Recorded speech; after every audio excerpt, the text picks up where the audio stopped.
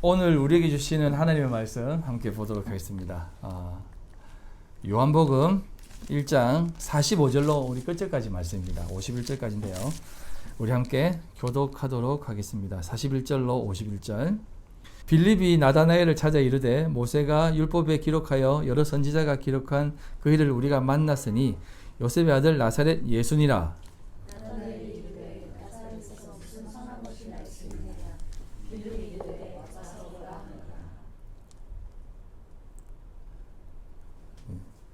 예수께서 나다나엘이 자기에게 오는 것을 보시고 그를 가리켜 이르시되 보라 이는 참으로 이스라엘 사람이라 그 속에 간사한 것이 없도다.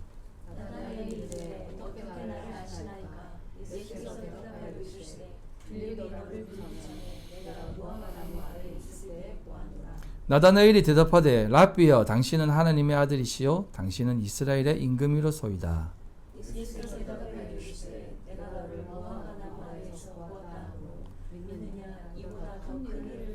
같이 하겠습니다. 또 이르시되 진실로 진실로 너에게 이르노니 하늘이 열리고 하나님의 사자들이 인자 위에 오르락 내리락 하는 것을 보리라 하시니라. 아멘. 네. 지난 시간까지 요한복음을 어떻게 봐야 할 것인가에 대한 부분을 본문을 통해서 함께 상고해 보았습니다. 성경은 예수만을 전하고 있으며 모든 성경의 기록은 예수로 귀결됩니다. 또한 모든 성경은 예수를 전합니다. 이 사실을 꼭 담고 보셔야 합니다. 아니 목사님 가끔 인간이 뭐 잘한 것도 있잖아요 라고 물을 수가 있습니다만 여러분 성경을 한번 자세히 보십시오. 인간이 잘한 부분이 어디에 있는지 그냥 우리가 생각하기에 좀 잘한 것으로 보이지만 결국 인간들은 그들이 만들어내 놓은 것은 정말 헛된 것이구나 라는 것을 말하는 것뿐 다른 것은 없다는 겁니다. 찬찬히 한번 들여다보시길 바랍니다. 오늘 우리가 좋은 일이라고 생각하는 것들이어서 그렇지 사실은 성경에 나와 있는 내용들은 인간의 못난 모습, 왜 인간이 이렇게 되었으며 왜 하나님께 범죄를 하고 살았는지에 대한 부분들을 기록하고 있는 것이지 인간이 잘한 것들은 사실 없습니다. 그래서 성경은 예수 그리스도만을 전한다라고 하는 이유가 여기에 있는 겁니다. 예수 그리스도가 꼭 필요한 존재구나 라는 것을 확인시켜 주는 게 성경이에요. 그래서 성경을 읽을 때마다 항상 예수 그리스도의 필연성 그리고 필요성, 예수 그리스도가 없으면 메시아가 없으면 그리스도가 없으면 우리는 살 수 없는 존재구나 라는 것을 항상 생각하고 보셔야 된다 이 말입니다. 그래서 이제 디모데후서 3장 16절로 17절에 이렇게 얘기하지 않습니까? 모든 성경은 하나님의 감동으로 된 것으로 교훈과 책망과 바르게 함과 의로 교육하기에 유익하니 이는 하나님의 사람으로 온전하게 하며 모든 선한 일을 행할 능력을 갖추게 하려 함이라 하는 것입니다. 이는 하나님의 사람은 그 하늘이 된 자들의 모습은 온전하게 한다는 것입니다.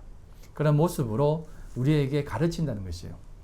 그 모습을 가진 자들이야말로 선한 일을 행할 능력을 갖춘다는 것이에요. 인간들은 선한 일을 행할 능력은 사실은 없습니다. 역사가 그것을 증명하고 있어요. 그래서 우리가 아무리 선한 일을 한다라고 하지만 그 선을 행하는 모습 속에서도 결국은 악을 만들어낸다는 것이에요. 그게 인간의 모습인 것이에요.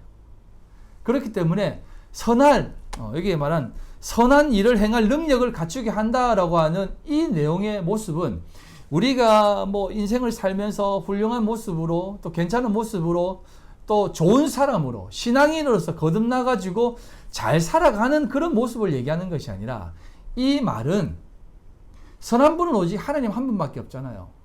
Union of Christ, 그리스도와 연합을 얘기하는 것입니다. 그래서 예수가 내 안에 오셔야만 내가 죽고 예수가 살아? 그분이 선한 일을 행하시는구나 라는 것을 알게 되는 것이에요.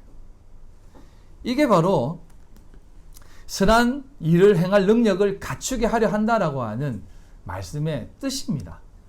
그래서 성경을 볼 때마다 항상 예수가 나에게 필요하구나. 예수가 없으면 나는 살 수 없는 존재구나 라는 것을 항상 생각하고 살아야만 되는 것이에요.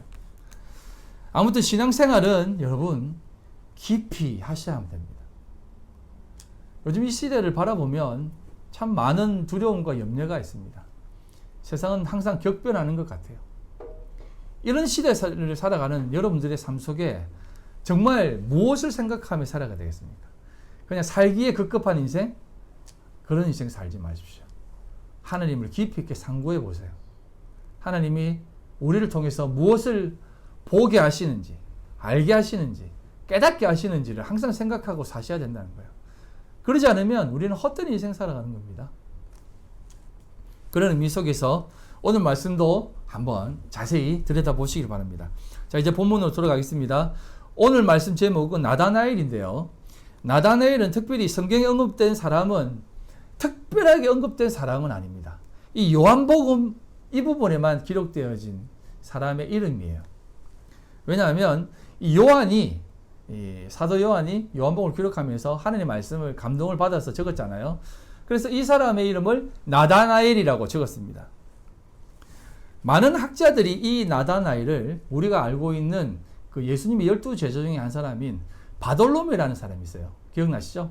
바돌로메와 동일 인물로 봅니다. 그래서 이 나다나엘의 풀네임은 바돌로메 나다나엘입니다. 바돌로메라는 뜻이 뭐냐면 바가 여러분 기억나십니까? 바가 아들이라는 뜻이에요. 누구누구의 아들. 바요나 시모나, 요한의 아들 시모나라는 뜻이에요. 그게. 예. 그래서 저기 바돌로메 하면 돌로메의 아들, 원어로 보면 톨마이의 아들 나다나엘이라는 뜻이에요. 그래서 이렇게 나다나엘을 바돌로메라고 이렇게 역사학자들은 대부분 얘기합니다. 물론 이것을 반대하는 사람들도 있어요. 동일 인물이 아니다라고 생각하는 사람들도 있는데 저는 동일 인물이라고 생각합니다. 왜냐하면 이 사람을 소개할 때 항상 그 빌립과 함께 나오거든요. 바돌로메를 소개할 때. 그래서 이 나다나엘을 예수님께로 데리고 온 사람이 빌립이거든요. 그래서 항상 이 두 사람이 연결됩니다. 보시면 마태복음 10장 2절로 4절입니다. 12사도의 이름은 이라니 베드로라 하는 시몬을 비롯하여 그 형제 안드레와 세베대 아들 야고보, 그의 형제 요한, 빌립과 바돌로메, 도마와 세리마테, 알피오의 아들 야고보와 다데오, 가나나인 시몬 및 가룟 유다 곧 예수를 판자라라고 합니다. 이 옛날 성경에는 가나안인이라고 나와 있는데 이게 이제 원 의미로는 가나나리우스예요. 이게 이제 가나안인의 별명입니다. 그래서 가나나인이라고 불러요. 그래서 이제 마가복음 3장 18절에도 이렇게 얘기합니다. 또 안드레와 빌립과 바돌로메 이렇게 얘기합니다. 즉 바돌로메와 빌립을 항상 연결시켜서 얘기해요. 그런 것을 보면 빌립이 데려온 이 나다나엘이 예수님의 제자인 바돌로메와 동일 인물이 아닌가라는 생각을 합니다. 자, 그래서 이 나다나엘과 바돌로메를 동일 인물로 본다 하면 왜 이 요한복음에만 바돌로메라고 기록하지 않고 굳이 나다나엘이라고 적어 놓았을까요? 그 이유를 여러분들이 아셔야 됩니다. 이 이유를 오늘 함께 찾아보면서 그 의미에 대해서 좀 나눠보려고 합니다. 자, 그 이름의 뜻을 보면 일단 엘이 들어가잖아요. 엘은 하나님입니다. 자, 나다나엘입니다. 이 말은 히브리식 이름인데요. 느다넬이라고 하는 이름의 헬라어식 표기입니다. 느다넬은 그 이사갈의 아들, 자손 중에 한 명이에요. 그래서 이 나다나라고 하는 이 말은 건네주다, 주다라는 뜻입니다. 그래서 이 이름의 뜻은 하나님이 준다, 하나님이 주다, 즉 하나님의 선물이라는 뜻이에요. 자, 그런 의미에서 이렇게 예수님께서 제자들을 부르시는 그 자리에서 예수님은 나다나엘을 찾아가십니다. 성경은 나다나엘이 예수님께 나오는 것 같은 뉘앙스로 이야기하지만 예수님이 나다나엘을 기다리신 것이다라고 보셔야 돼요. 1장 47절입니다.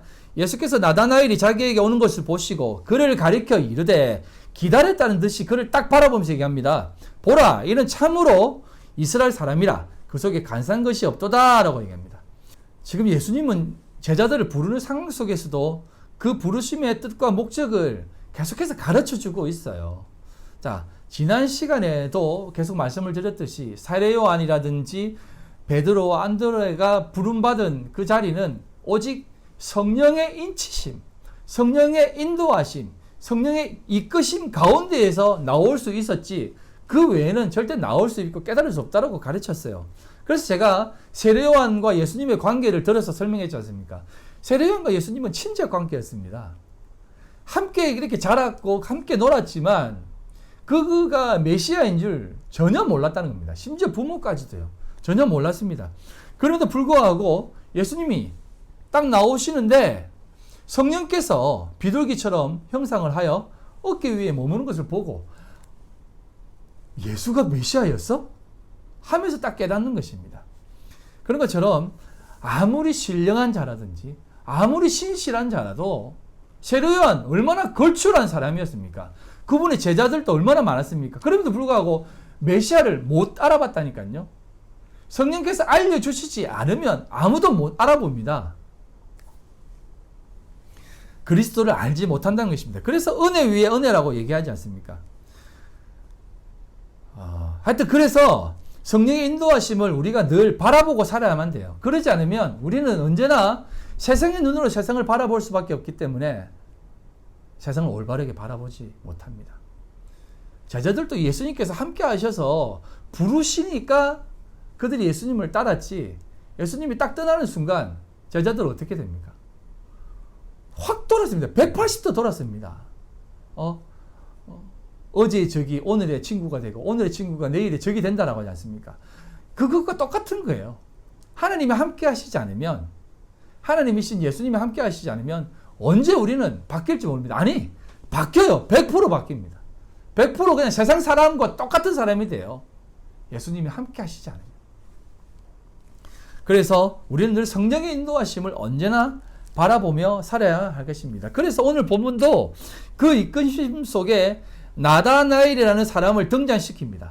제자들 한 사람 한 사람들이 다 의미가 있지만 오늘 예수님은 그 부르심의 이유에 대한 부분을 나다나엘이라는 사람을 통해서 우리에게 알려주시는데요. 그 부르실 때 예수님은 이렇게 말합니다. 참 이스라엘 사람, 그리고 그 속에 간사한 것이 없다라고 얘기합니다. 자, 이렇게 말한 이유가 있을 것 아닙니까? 간사하다, 이스라엘 사람이다, 누가 딱 떠오릅니까? 이렇게 얘기했을 때. 이스라엘이라고 하는 별명을 받은 사람이 있잖아요. 그 사람 누굽니까? 야곱이에요. 너무 어렵게 생각하지 마세요. 야곱이에요, 야곱. 야곱이 예수님께 이스라엘이라고 이름을 받잖아요. 그래서 이 야곱과 딱 대조를 시키는 것이에요. 근데 이 야곱은 누구를 얘기하냐면 이스라엘의 대표예요. 이스라엘을 대표하는 12지파의 아비입니다. 그래서 이 야곱을 딱 대조시키는 것은 이스라엘을 대조시키는 것이에요. 그래서 이스라엘과 이 나다나엘을 딱 대조시키면서 이 사람이야말로 진짜 이스라엘 사람이다 라고 하는 거예요. 그리고 그 사람 속에는 간사한 것이 없다라고 얘기합니다. 야곱의 이름을 한번 생각해 보시면 알 수 있어요. 그는 속이는 자아니에요.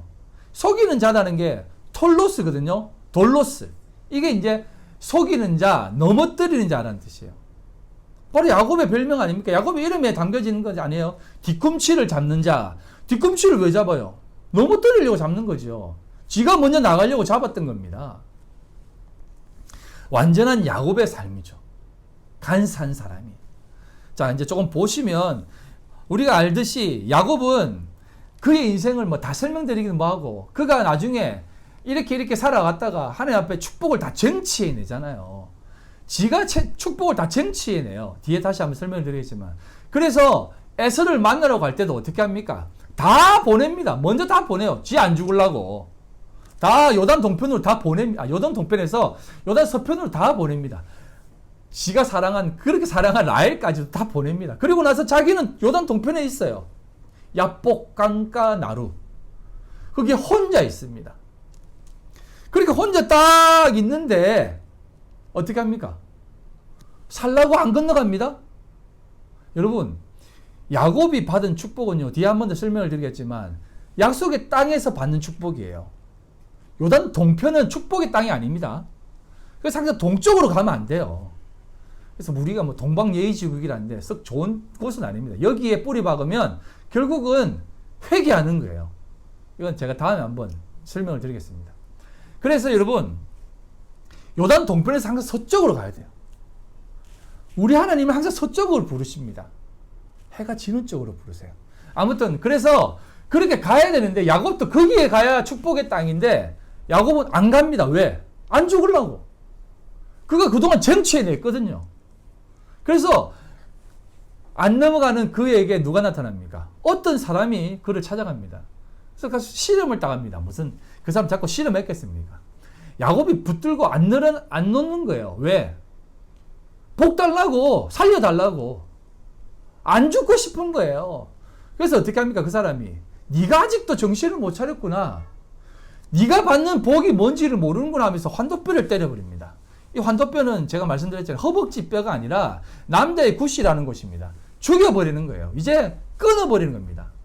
그래서 나중에 성경에 나와 있듯이 그는 지팡이를 의지하며 살았다는 것이에요. 지팡이는 십자가를 상징하는 것과 동시에 모든 삶의 방향성입니다. 그 방향을 가르치는 지도하는 모든 하나님의 지도를 가리키는 게 지팡이에요. 하나님이 없으면 살 수 없는 존재로 만들어버렸다는 개념이에요. 그러니까 그때서야 야곱이 어떻게 하냐면 하나님, 내가 잘못했습니다. 어떻게 하면 됩니까? 도와주세요. 그래서 하나님이 이제 네가 정신을 차렸구나. 네가 죽었구나. 너는 이제 이스라엘이다. 건너가서 에서를 만나라. 이렇게.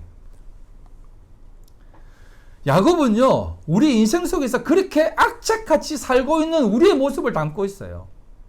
전부 다 야곱은 악착같이 자신이 정치했습니다. 아버지의 축복도 자기가 받았고, 또 모든 물질의 축복도 자기가 다 계획해가 받아냈어요. 그렇게 살아온 사람이 야곱입니다. 그래서 하나님이 그를 만나고 쳐버리는 겁니다. 네가 아직도 정신을 못 차렸구나 하면서.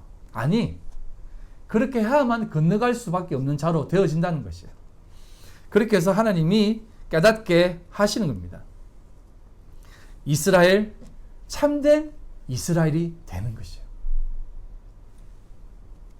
그렇게 험악한, 근데요, 야곱이 그렇게 환도뼈가 부러지고, 남자 구치고 지팡이를 의지하며 살아갈 수밖에 없는 존재가 되었을 때, 그의 인생은 어떻습니까?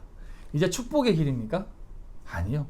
나중에 애굽에 들어가서 바로 앞에 섰을 때 고백하는 게 있지 않습니까?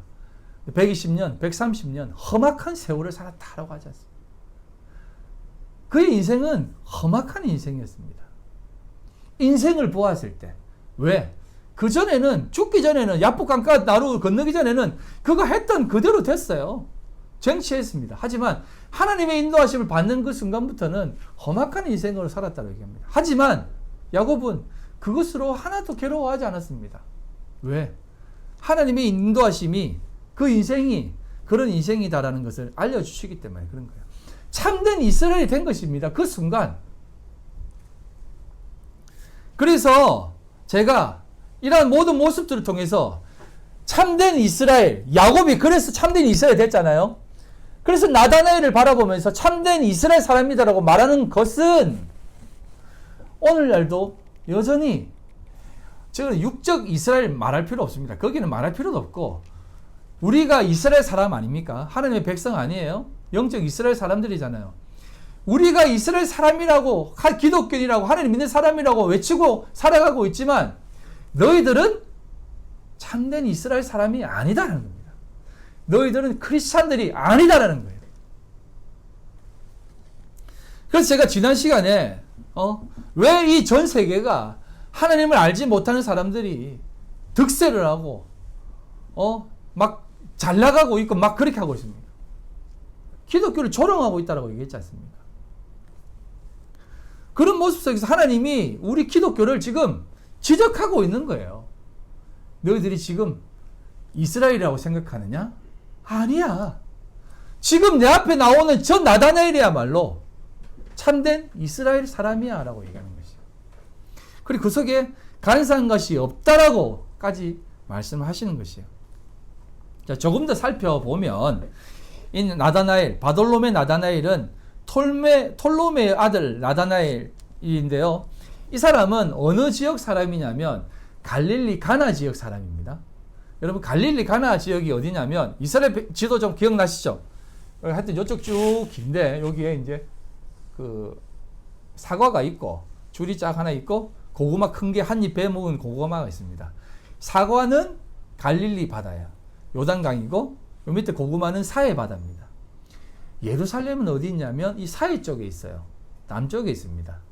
북이스라엘은 갈릴리 바다입니다. 그래서 여러분 이스라엘 사람들은 어떻게 생각했냐면 북이스라엘은 사마리아 땅이잖아요. 거기는 굉장히 천박하고 하느님의 백성들이 살 수 없는 곳이다라고 생각하는 아주 천박한 곳이다라고 생각했어요. 자신들 약속의 땅 선민들은 이 유대 땅, 다시 말하면 그 사해 바다 쪽 예루살렘 지역이 참된 약속의 땅이다라고 믿었어요. 그런데 이 지형적으로 봐도 예수님은 늘 갈릴리 지역에 사해 가셨고, 예수님이 나사렛에서 오셨잖아요. 나사렛도 갈릴리 바다 왼쪽 밑에 있어요. 가나는 어디냐면 갈릴리 지역 조금 위에 있습니다. 근데 이게 이제 나중에 또 뒤에 설명을 드리겠지만 예수님을 나사렛 예수라고 하잖아요. 그래서 이 나사렛을 저는 여러분들에게 오늘 좀 다른 인사이트로 제공할 건데 지명으로 보지 않기를 바랍니다. 뒤에 설명할게요. 아무튼 그래서 나다나엘은 가나 지역 사람이에요.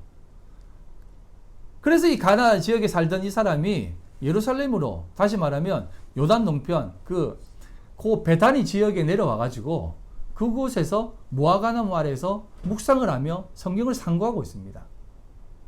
그도 그쪽 지역에 있고 싶지 않은 거예요. 내려와서 그쪽에 있는 거예요. 그런데 예수님이 메시아라고 해가지고 나사렛에서 온 예수가 메시아다라고 하니까 나다나엘이 뭐라고 하냐면, 뭐라고? 나사렛에서 온 사람이라고, 나사렛에서 무슨 선한 게 있다고 이렇게 얘기해버린 겁니다. 자, 이제 좀 설명을 드리면 나사렛이라는 말은 단순히 지명 이름이 아닌 것 같아요. 왜냐하면 나사렛이라는 말을 원어로 보면 구약에서 나자르라고 하거든요. 이 나자르라는 단어는 구별되다라는 뜻이 있는 반면에 또 한 가지 뜻이 있는데 열둘이라고 하는 12궁자리라고 하는 내용이 있어요. 이게 욥기 38장 32절에 나와 있는데 이건 나중에 찾아볼게요. 개역 개정에는 이걸 바꿔버렸습니다. 북극성이라고 말해버렸어요. 옛날 성경에는 열두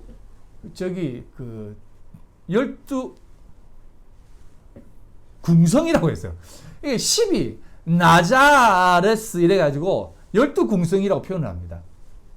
이게 이제 소위 말하는 에세네파가 이 나자레스 해가지고 나사렛 파다. 그래서 이 역사학자들이 분분한데 이걸 지명이 아니다라고 말해버리면 역사적 예수가 존재치 않는다라고 하는 생각을 하는 사람들이 많아요. 그래서 무슨 소리냐, 나사렛은 분명한 지명이지 지명이 아니다라고 말하지 마라 이렇게 얘기해요.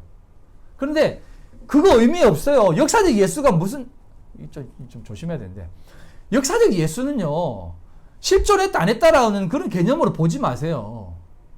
예수는 육신으로 오셨다니까요. 실제가 있었다니까. 실제가 겉모양이 이 땅에 태어났다 안 태어났다가 뭐가 중요합니까? 육신으로는 예수가 하나님의 진짜 아들이에요? 아니잖아요.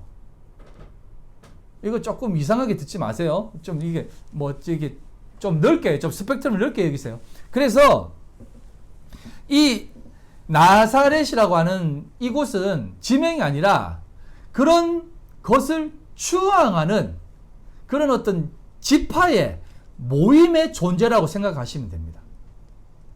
자, 그래서 나자르, 이 뜻이 구별된 자거든요. 그래서 이 나사렛 예수라는 말은 구별된 자 예수라는 의미예요. 그래서 이 나자르가 나시린이에요. 그래서 예수님이 나시린으로 오셨다라고 하는 개념이에요. 그래서 삼손도 나시린이잖아요. 예? 다 사무엘도 나시린 개념이 있잖아요. 그래서 예수가 나시린으로 오신 나시린 예수라는 개념이에요, 이게. 예. 그래서 이 나시린, 이러한 모습 속에서 예수님이 나사렛 예수다라고 하니까 나다나엘이 이렇게 얘기합니다. 나사렛? 거기에 무슨 선한 게 있어? 라고 합니다. 자, 이 말을 잘 들어보십시오. 나다나엘은 성경을 상고하던 사람이에요. 메시아를 추구하고 찾고 구했던 사람입니다. 그래서 그쪽 지역에 있는 그 나사렛 파도, 나사렛을, 에세네파라든지 이런 사람들을 바라보았을 겁니다. 바라보니까 자기가 보기에 이건 아무것도 아닌 거예요. 전부 외식 덩어리고 선한 게 없는 거예요. 그래서 그도 거기서 내려온 겁니다. 내려와서 무화과 나무 아래서 하나님 말씀을 상고한 겁니다. 상고하고 있는 중에 나사렛 예수가 메시아다라고 얘기하니까 나사렛? 나 그거 다 가봤어. 다 접해봤어. 그게 선한 거 없어. 다 외식 덩어리고 다 가짜야. 진짜 메시아를 추구하는 자들 아니야 라고 하는 개념이에요. 이건 순순히 제 의견입니다. 예. 예. 그러니까 그래서 나다나엘이 그렇게 말한 겁니다. 나사렛이 무슨 선한 게 나갔냐?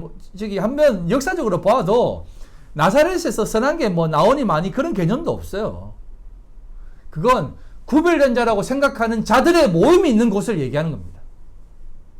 그래서 지금도 구별되었다, 거룩하다라고 하는 존재들은 다 꽝이다라는 개념이에요. 오직 진짜 구별된 자는 누구다? 예수밖에 없다는 것을 얘기하는 거예요. 그래서 나다나엘이 예수님께 나오니까 예수님이 너 내가 알지. 넌 참 이스라엘 사람이고 참 간사가 없고 그곳에 나왔잖아요. 그리고 무화과 나무 아래에서 묵상한 모습을 내가 보았다 하는 겁니다. 그 말을 딱 듣는 순간 당신 진짜 메시아 맞네요 라고 하는 거예요. 자, 이 말의 의미를 다시 한번 설명을 드리면 무화과 나무는요 그렇게 경건한 사람들이 가득한 이스라엘 땅을 얘기하는 겁니다. 이스라엘 사람들을 상징하는 거예요. 무화과 나무는 잎이 무성하고요. 그늘이 충분했습니다. 열매도 주렁주렁 열려주었어요. 그래서 무화과 나무는 이스라엘을 상징하는 거예요. 그래 불구하고 나중에 예수님이 어떻게 합니까? 열매 없는 무화과 나무를 저주해버리잖아요. 그거 다음에 한번 설명을 드릴게요. 열매가 없는 시기에 갑자기 예수님이 열매를 요구하세요. 이스라엘의 열매를 못 맺는다는 겁니다.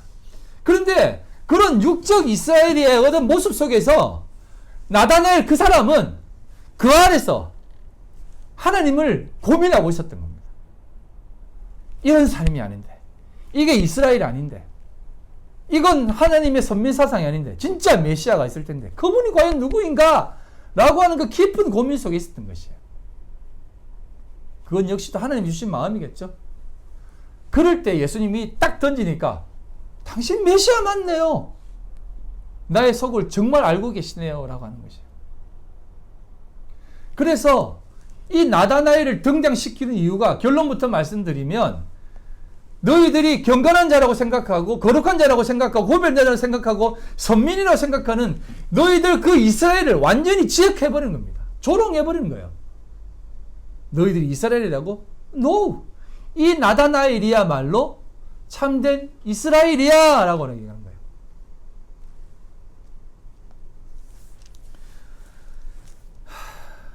사랑하는 성도 여러분, 이 나다나엘이 진짜 이스라엘 사람이라는 것을 꼭 기억하십시오. 48절 50절입니다. 나다나엘이 이르되 어떻게 나를 아시나이까? 예수께서 대답하여 이르시되 빌립이 너를 부르기 전에 내가 무화과 나무 아래 있을 때에 보았노라. 나다나엘이 대답하되 랍비여 당신은 하나님의 아들이시요 당신은 이스라엘의 임금이로소이다. 예수께서 대답하여 이르시되 내가 너를 무화과 나무 아래에서 보았다 함으로 믿느냐? 이보다 더 큰 일을 보리라 라고 얘기합니다. 나다나엘을 향해서 이것 때문에 네가 나를 메시아라고 생각하느냐? 이것보다 더 큰 일을 보리라 라고 합니다. 자, 이 배경을 설명하면 좀 길지만 조금만 더 설명해 드리면 이보다 더 큰 일이 무엇이겠습니까? 이게 그 다음 구절에 등장하는 내용인데요. 이게 구약과 다 매칭이 되는 거예요. 51절입니다. 또 이르시되 진실로 진실로 너희에게 이르노니 하늘이 열리고 하나님의 사자들이 인자 위에 오르락내리락 하는 것을 보리라 하시니라. 하늘 위로 오르락내리락 하고 있는 사건이 누구에게 일어난 사건이에요? 야곱에게 일어난 사건이에요. 다 연결된 겁니다. 야곱이 이스라엘이잖아요. 너에게 이렇게 말해서 네가 진짜 나를 메시아라고 생각하니 더 큰 일을 볼 거야. 오르락내리락 하는 것을 볼 거야. 이 말의 의미가 뭐냐면 네가 진짜 완성된 참된 하나님의 나라를 볼 거야 라는 개념과 동시에 참 이스라엘을 보게 될 거야 라는 것이에요. 자, 이것을 조금 설명을 드리면 앞에서 말씀을 드렸지만 야곱이 참 이스라엘이 되기 위해서 지가 축복을 쟁취해가 나오잖아요. 나와서 도망자 신세로 나가면서 이제 나 축복받았으니까 난 축복받은 모습으로 살 거야. 내가 알아서 살 거야 하면서 도망가는 중에 광야에서 예수를 만나는 겁니다. 베델의 하나님을 만나잖아요. 거기에서 꿈속에 사닥다리 계단입니다. 거기에 천사들이 오르락내리락하는 것을 보는 거예요. 여러분, 천사들이 오르락내리락 하는 이유가 뭐겠습니까? 이걸 아직도 많은 학자들이 정확하게 이렇게 추석을 해내지 못해요. 뭐 천사들이 오르락내리락 하는 것은 우리가 그때 야곱이 기도해서 그 기도를 들고 오르락내리락 한다, 요 정도까지는 해석을 하는데, 그건 그런 의미가, 야곱이 무슨 그때 기도했습니까? 잠자고 있었는데, 자빠져 자고 있었는데, 예? 무슨 기도를 했겠습니까? 그런 의미는 이제 이게 이제 그 유대인의 추석에 그 좀 인사이트가 있는데, 이건 정평한 추석은 아닙니다. 거기에 뭐라고 나와 있냐면 유대인의 민족적 사관이 담겨져 있는 내용인데요. 거기에 보면 이렇게 추석이 담겨져 있어요. 야곱이 이렇게 누워 잠자는데 천사들이 오르락내리락 했다. 그 이유가 뭐냐면, 야곱은 이스라엘이잖아요. 이스라엘은 하나님의 백성이잖아요. 하나님의 선택된 백성이고 하나님 보좌 우편에 앉은 백성이잖아요. 근데 우리는 이걸 신약을 살아가고 참된 그리스도인들은 이걸 교회로 보잖아요. 하나님의 성도들, 참된 성도들을 얘기하잖아요. 하나님 보좌 우편에 앉아있는 참된 교회, 참된 성도들을 얘기하는데, 이 유대인들은 이스라엘이, 야곱이 그 보좌 우편에 앉아있다고 생각합니다. 근데 이 천사들이 야곱을 보기 위해서 올라가서 보는 거예요. 근데 보좌 우편의 광채가 너무 강하니까 야곱의 얼굴을 볼 수가 없는 거예요. 그래서 야, 이스라엘 얼굴을 볼 수가 없어. 천사들이 얘기하는 겁니다. 야, 이스라엘 얼굴을 볼 수가 없는데 어떻게 하면 돼? 하니까, 이스라엘 얼굴을 보고 싶어? 야곱의 얼굴을 보고 싶어? 저 밑에 있잖아. 저 밑에 잠자고 있는 야곱이 있어. 보고 와.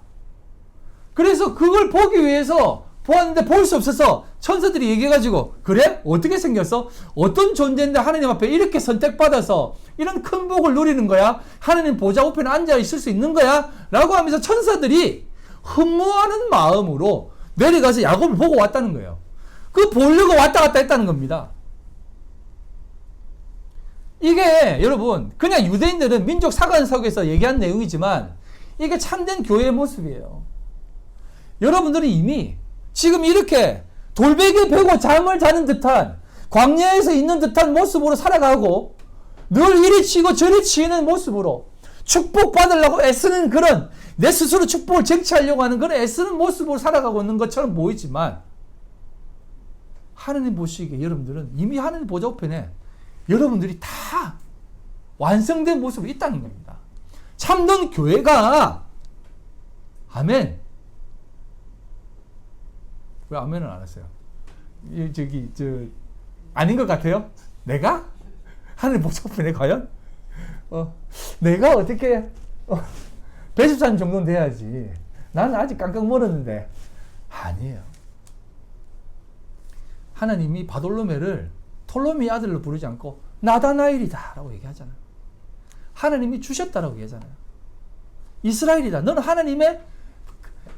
하나님이 이끄는 존재가 될 것이다 라고 하잖아요. 베드로에게 바요나 시몬아 내가 복되도록 너는 이제 베드로다라고 하잖아요. 요한의 아들이 아니라 베드로다 라고 하잖아요. 베드로 아니지만, 이게 부모의 마음이 담겨져 있는 자식을 향한 이름을 짓는 모습이에요. 우리 스스로도, 나도 그래서 한 길로 바꿨지 않습니까? 물론 광균도 좋죠. 빛을 고르게, 자손 만대의 빛을 고르게 전하는 사람으로 살라라고 해가지고 광균인데, 자꾸 이렇게 균자가 들어가가지고 병균인가 이런 생각이 드는데, 한 길 아닙니까? 한 길 가는 자. 그래서 여러분도 한번 조금 이름을 지어보세요. 여러분 스스로도 하나님 앞에 기도하는 마음으로 하나님의 뜻을 담아서 나는 어떤 인생을 살아가야 됩니까? 지혜롭게 살아가야 됩니까? 상조회사처럼 살아야 됩니까? 한번 이름을 바꿔보세요. 예? 주희? 한번 이름을 에스더 뭐 이렇게. 예? 유미? 유미가 아니고 유니게 뭐 이렇게. 한번 이름을 바꿔보세요. 진짜 그렇게 하나님이 살게 하신다는 것이에요. 완성된 자리에 이미 여러분들 두셨습니다. 그렇게 해서 여러분 하나님께서 이렇게 우리에게 그 영광스러운 자리를 보여주는 것입니다. 참된 하나님의 그 영광을 우리에게 보여주면서 교회 완성의 자리를 우리에게 알려주시는 것이에요. 그렇게 우리를 사랑하시면서 나다나엘을 딱 등장시키는 겁니다. 이제 알겠느냐? 어리석은 기독교인들아. 교회가 뭐라고 생각하느냐? 기독교인이 뭐라고 생각하느냐? 기독교가 뭐라고 생각하느냐? 하나님의 말씀 앞에서 살아가는 참된 그리스도인이 뭐라고 생각하느냐? 네 자신이 그리스도 완전히 연합되어 살아가는 것이 아니냐? 근데 왜 너는 자꾸 그렇게 움직이려고 바둥대고 움직이고 있느냐? 왜 그렇게 어리석게 살아가느냐? 그렇게 살지 말라는 겁니다. 여러분, 가장 복된 모습, 그 모습은 하나님 앞에 믿음으로 겸손히 살아가는 겁니다. 여러분, 야곱을 한번 보세요. 태어날 때부터 너는 하나님의 사랑을 입은 자다라고 태어나잖아요. 가만히 있으면 하나님께 사랑해 주시는데 우리 인간들은 그 사랑을 우리 스스로 이루려고, 그 축복을 우리 스스로 이루려고 그렇게 아둥바둥 축복까지도 쟁취해버리고 나가버리잖아요. 이 축복 내가 이루겠습니다 하나님 하면서 하잖아요. 그러한 것이 간사한 자의 모습이라는 것이에요. 그건 하나님이 원하시는 삶이 아닙니다. 제가 오늘 학생들과 함께 또 그 브라더 혁을 그 유튜브를 같이 이렇게 보면서 막 보면서 얘기를 했는데, 목사님 저런 걸 믿어요? 사기 아니에요? 이러니까. 사기도 저런 사기가 없지. 몰라. 사기 아닐 수도 있어. 마귀가 뭐 깨춤을 추는 거지. 진짜 보세요. 마귀가 그냥 깨춤을 추는 거예요.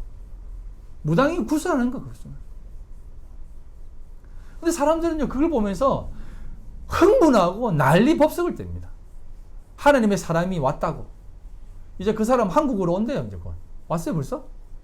아, 근데 곧 온다고 하더라고. 막 인터뷰하고 난리더라고. 지금 한국에 난리예요, 난리. 근데 여러분, 그거 아세요?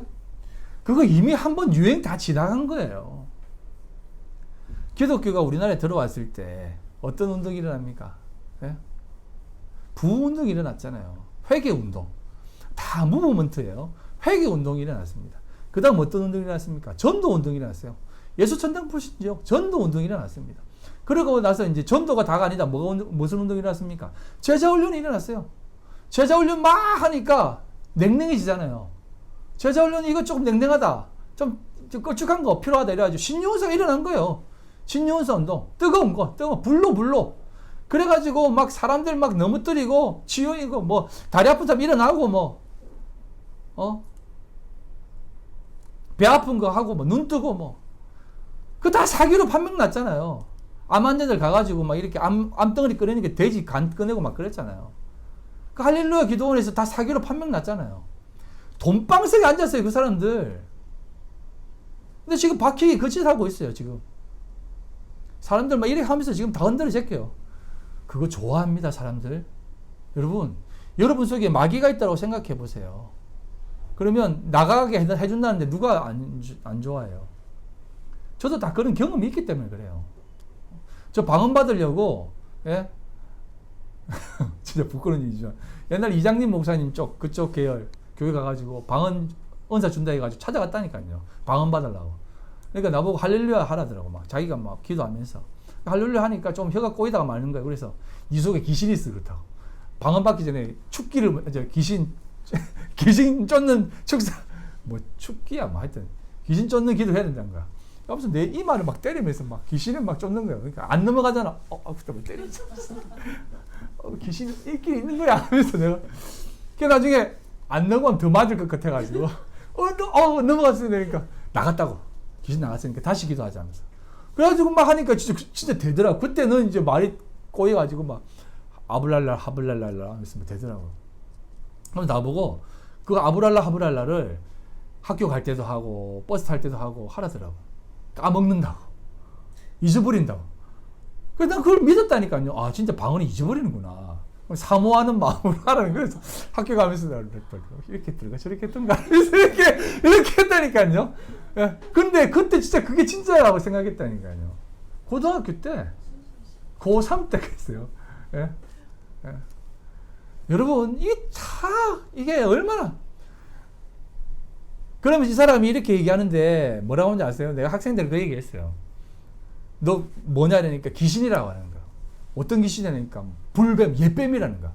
뱀이야? 그럼 뱀 흉내 내봐 하니까 자기가 막 뱀춤을 춰요 이렇게. 그래서 아우 정말 유치한. 뱀 기어봐 하니까 또 뱀처럼 막 기어요 막. 그러면서 너 어떻게 들어가서 하니까 그 여자애가 뭐라는지 아세요? 자유행위에서 들어왔다는 거야. 그러면서 그래서 다들 막 자유행위 때 사람들 막 다 놀래가지고 그럼 나도 들어온 거야 하면서. 그래서 막 자유행위가 이렇게 들어온 거라고 하면서. 학생들이 얘기했어요. 건강한 학생들은 해도 괜찮아 이렇게 했어요. 여러분 그런 걸로 마귀가 참 마귀 억울할 것 같아요. 내가 안 갔는데 왜 자꾸 나보고 뭐라 하지? 네. 여러분 진짜 그거는 어리석은 짓이에요. 그 다 무브먼트예요, 무브먼트. 지금 또 그렇게 왜 지금 한국이 유행할 거예요. 왜냐하면 지금 한국이 기독교가 지금 얼마나 냉랭해지고 기죽었습니까? 으쌰으쌰 할 거면 뜨거 불로불로 할 거예요 이제. 그 운동이 일어날 겁니다. 이제. 와가지고 한번 다 뒤집어 줄 거예요 또. 전신에 어떤 전도사님들, 목사님들 숟가락 다 얹고 있어요 거기다가. 그분의 사역이 진짜다 하면서 막. 여러분 끝까지 안 죽는 거예요. 다 야곱입니다. 야곱도 그런 야곱이 없어요. 야곱 수준에 들어가지도 않지만. 여러분 다리 부러진 다리가 치유되는 게 하나님의 역사라고 생각하세요? 네? 안 보이는 게 보이면 그게 하나님의 역사라고 생각하세요?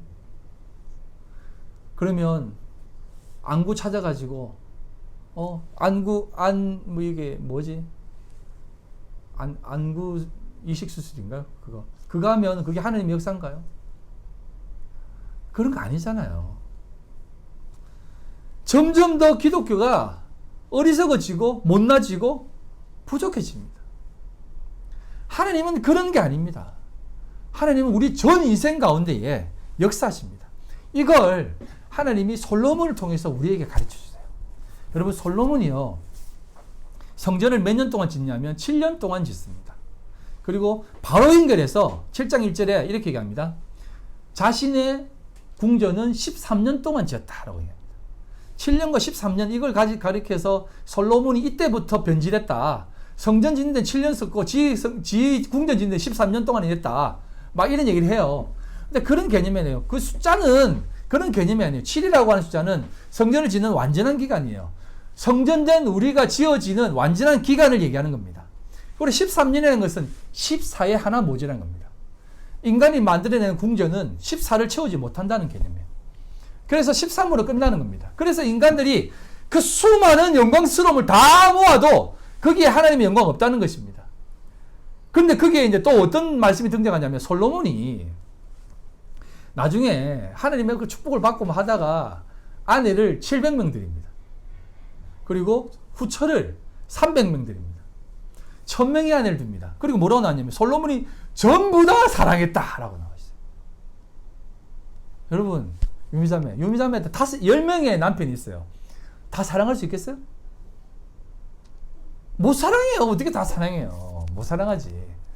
여러분 그게 어떤 의미인 것 같아요? 솔로몬은요 샬롬이고요. 샬롬은 평강의 왕이고 평강의 왕은 예수님입니다.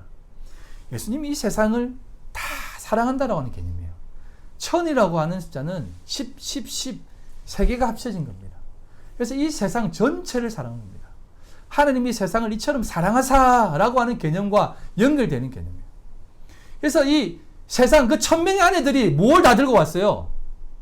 아스다롯, 밀곰, 저들이 섬기는 이방신을 다 데리고 왔어요. 근데 솔로몬이 그 사람들을 사랑해서 그걸 못 치웠다라고 얘기해요.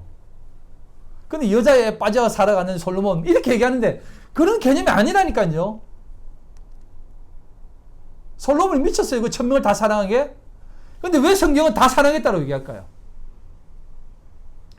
하나님이 기다리는 겁니다. 이 세상 전부를 다스리고 있다는 개념이에요. 예? 저한테도 10명의 아내가 있다면 어떻게 다 사랑해요? 하지만 그 모두를 다 지켜보고 있다는 개념이에요. 그래서 이 세상을 다 바라보면서 하나님이 다 돌보시고 있다는 겁니다. 그래서 그 아스터롯, 밀곰을 다 완전히 제해버리지 않는 거예요. 하나님은 다 제해버리죠. 왜 제해버리지 않습니까? 근데 남겨둔다니까요. 왜? 알곡을 위해서 가라지를 남겨두는 겁니다. 교회 안에. 그러니까 지금 저 난리고 법석 지기는 것들 다 가라지예요. 막 오만 것 다 하고 있는 사람들 다 가라지라고 생각하십니다. 하나님의 사람들은 보라 너희는 두려워하지 말고 하나님의 그 역사하심을 바라보며 난 너희를 사랑한다라고 하는 그 약속의 말씀 꼭 붙잡고 묵묵히 겸손히 이 세상 바라보며 주님 사랑하라고 하신 이 세상을 사랑하며 살아가는 여러분들에게 모든 시선이 다 집중되어 있다는 겁니다. 아시겠습니까? 그래서 제가 이런 얘기 했잖아요. 이 세상 모든 것들을 사랑하겠네. 여러분 이 세상 모든 것들을 사랑하며 사십시오. 그리고 그러한 모습으로 하나님 앞에 신실하게 살아가십시오. 여러분들 통해서 이 기독교를 조롱하게 할 겁니다. 나다나엘 여러분들이 바로 나다나엘이라는 것입니다. 하나님의 그 부름받아 살아가는 성령의 사람들이라는 것이에요. 비록 세상은 인정치 않고 너 거기서 뭐하니? 라고 하는 것처럼 들릴 수 있지만 하나님은 여러분들의 이름만 부르신다는 겁니다. 나다나엘. 하나님의 선물. 그래서 여러분들을 향해서 하나님이 오늘도 그렇게 여러분들 향해서 이 수많은 일들을 여러분들에게 지금 주고 있는 겁니다. 여러분 한 사람을 위해서 이 세상이 움직인다고 생각하세요. 아멘? 그 마음을 마음속에 담고 천사들도 혼무하는 그 자리, 이미 우리 자리인 것을 꼭 기억하고 오늘도 참된 이스라엘, 간사함이 없는 자, 나다나엘로 살아가시는 여러분들이 다 되시기를 주님 이름으로 간절히 소망합니다. 하나님 아버지 영광과 찬송을 올려드립니다. 오늘도 우리 가운데에 역사하시고 계시는 하나님을 바라봅니다. 그 역사하심, 우리를 어디로 이끄시든 그 이끄심은 완전하시고 선하시오니 그 이끄심 따라 살게 해주시옵소서. 가나안이든 애굽이든 요단 동편이든 요단 서편이든 그곳이 어디나 하나님 나라임을 믿사오니 아버지 하나님 오늘도 믿음으로 걸어가는 저희들 다 되게 하여 주시옵소서. 묵묵히 겸손히 신실하게 살아갈 때에 하나님 눈동자같이 지켜주시고 하늘 보좌 우편에 완성된 우리의 모습을 생각하며 오늘도 감사하며 살게 하여 주시옵소서. 오늘도 나올 때에 빈손 들고 나오지 않고 하나님 앞에 겸손히 귀한 물질 올려드립니다. 아버지 하나님 받아주시옵소서. 힘들고 어려운 시기이지만 온전히 하나님 바라보고 나아가오니 주께서 역사해 주시고 드린 손길을 기억해 주시고 손길 위에 만배로 하나님 갚아주시옵소서. 오롯이 하나님 영광만 드러나고 하나님의 뜻만 확인되게 하여 주시옵소서. 지금은 우리 주 예수 그리스도의 그 크신 은혜와 아버지 하나님의 극진하신 사랑하심과 성령님의 교통인도 역사 충만하심이 오늘도 주님 앞에 신실하게 겸손하게 묵묵히 살아가기로 결심한 우리 모든 성도들 모리와 그들의 가정과 직장과 사업과 삶의 모든 터전 위에 지금으로부터 영원토록 함께 있을지어다. 아멘.